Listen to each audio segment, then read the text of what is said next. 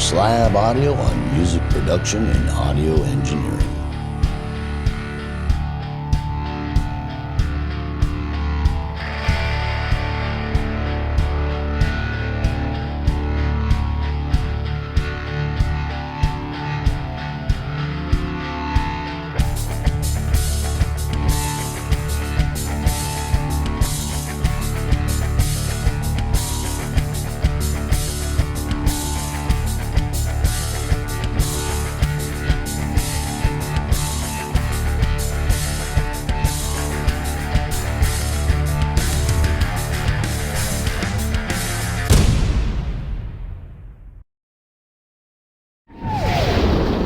Welcome to Doc Slab Audio and our fourth Master Series.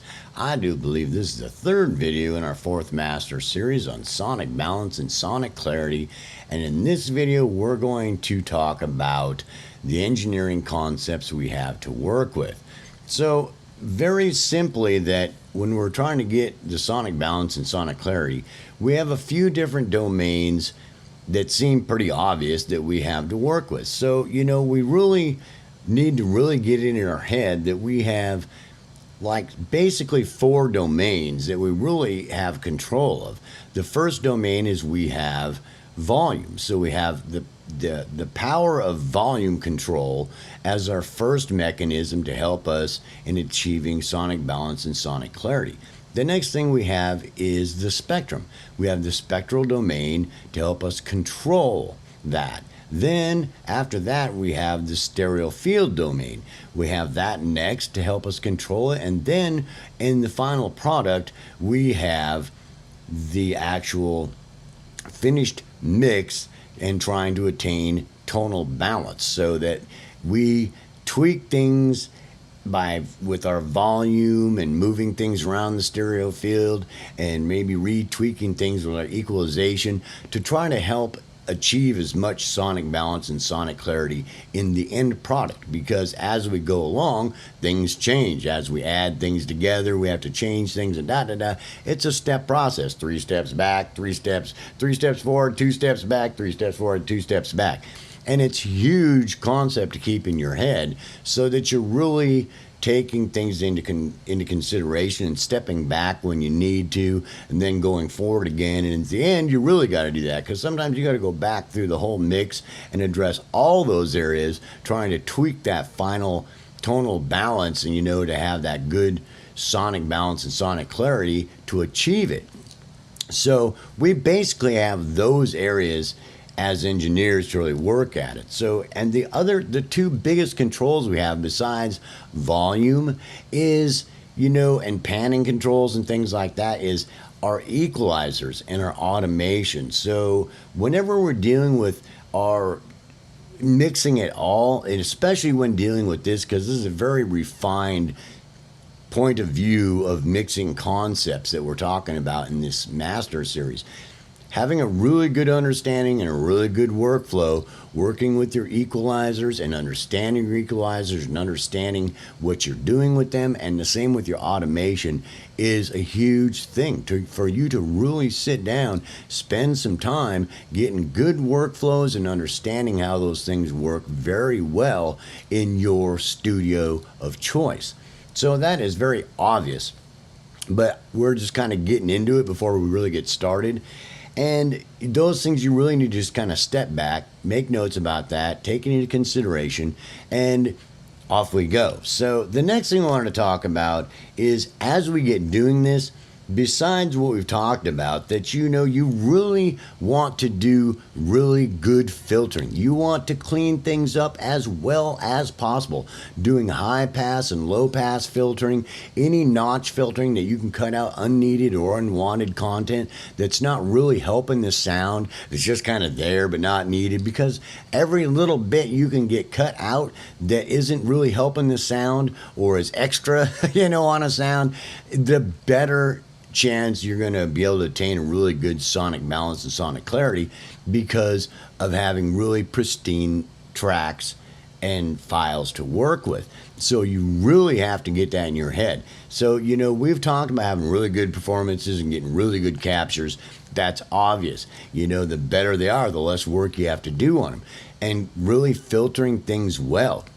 Filtering things really, really well and equalizing them really, really well is going to be monumental. That way, anytime you cut content out or you move content around, that it sounds as good as possible. So when you start doing the work that you were going to be talking about, that you've got really good stuff to work with that's really going to help you in being able to visualize what's going on better and be able to sonically place things in the spectrum, in the stereo field, and in the volume domain, the decibel domain, much easier with really good stuff to work with. So really keep that in mind, because every moment in time matters, and every section, movement, or break can be totally different. You might I look at every section, movement, and break as its own separate mix, and sometimes half of a measure is its own separate mix. I mean, I might remix the whole thing just for half a measure.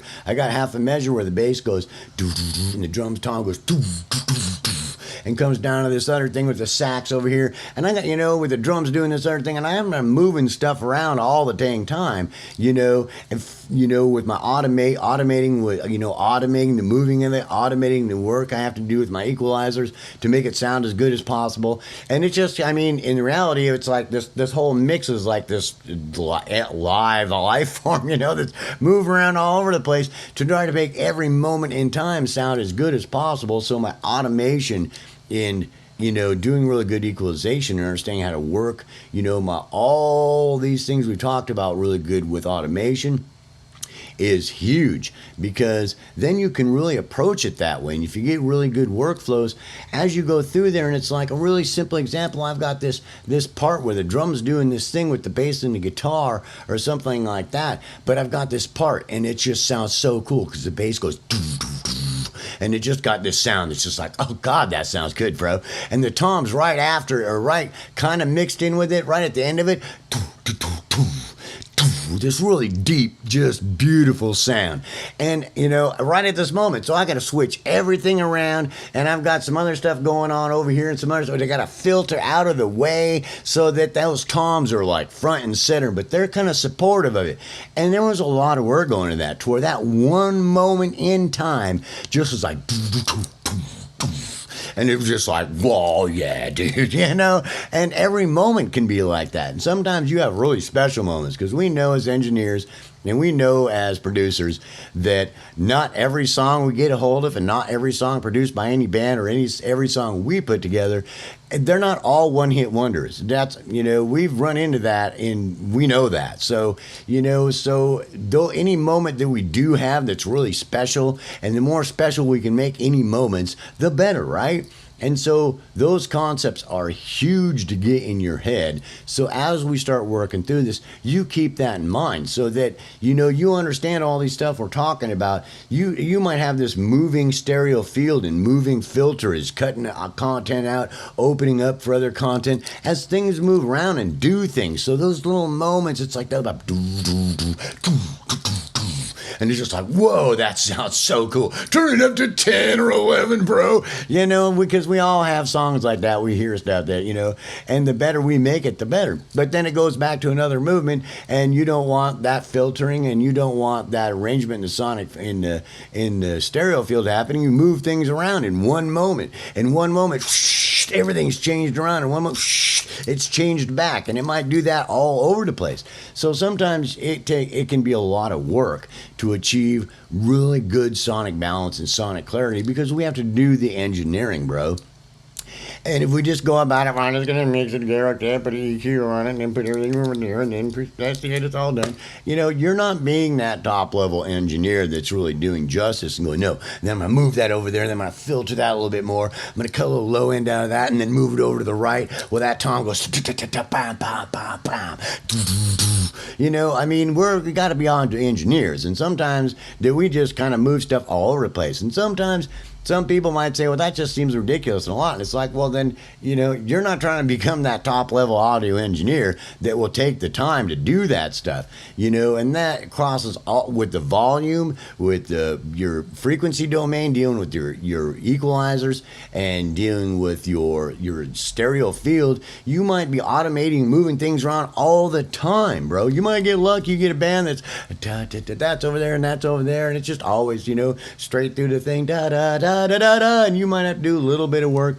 But I've found really good productions from really good producers. Nah, they don't operate that way. They bring you this thing, and you're just like, oh, bro, I know I'm going to be having some fun with my automation tools on this one, because they got cool stuff going on all over the place, and all really good performances, and you're just trying to move that over a little bit, filter that out a little bit over there, just for a minute, get that over there, and cut some of the low end out of that for just a minute, and then take the filter off, and then it's got to be over there, and I got to turn the volume up just a minute, and then drop it down again real quick, and you know.